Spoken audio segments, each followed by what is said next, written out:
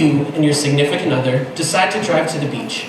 It's a crystal clear sky, the moon is bright, and when you arrive, you see a beautiful lookout right next to the water. Now, in instinct, you think, this is a wonderful idea, magical moment under the stars. This suddenly becomes a problem when your car gets stuck in the sand and you have to call AAA. This may or may not have happened to me. Now, this may seem like a trivial example, but the idea of soil strength is a huge topic of interest for the field of terramechanics, the study of how vehicles interact with soil terrain. Now, my work focuses on collecting soil strength remotely so you never have to step foot on the ground, as is the current method today, which can be inefficient, time costly, and sometimes even impossible to do.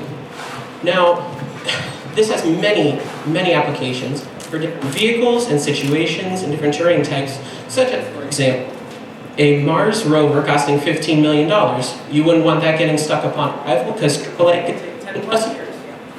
Now, to give a little background, my lab received 5 different soils from the Keweenaw Research Center.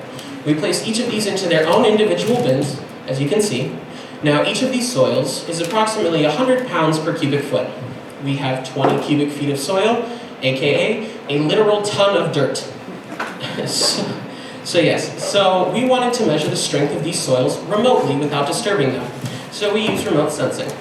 Now, the apparent thermal inertia of a soil collects both the reflected light and the temperature change over a diurnal cycle, meaning midnight to noon. And so what we do with this, it will give us an approximation of the soil without disturbing it. Now, we wanted to improve this prediction, so we turned to hyperspectral imagery. This is where we collect a bunch of spectrally narrow bands over a range of wavelengths. Now, with this in mind, it creates a thumbprint, so to speak, for each individual soil that we can use to identify it. Now, when we combine this with the apparent thermal inertia, it condenses our range of approximation for these soil strengths.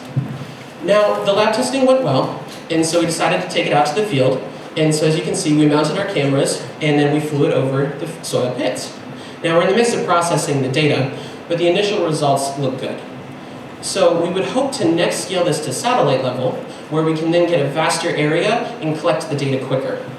We also finally want to add on machine learning to this to help better predict the soil types and the strength approximations. This in turn will help deal with our problems and further enhance the fields of both terramechanics, planetary exploration, and avoid having to call someone to pick you up at the beach when you get stuck. And now you know what to do with a ton of dirt. Thank you.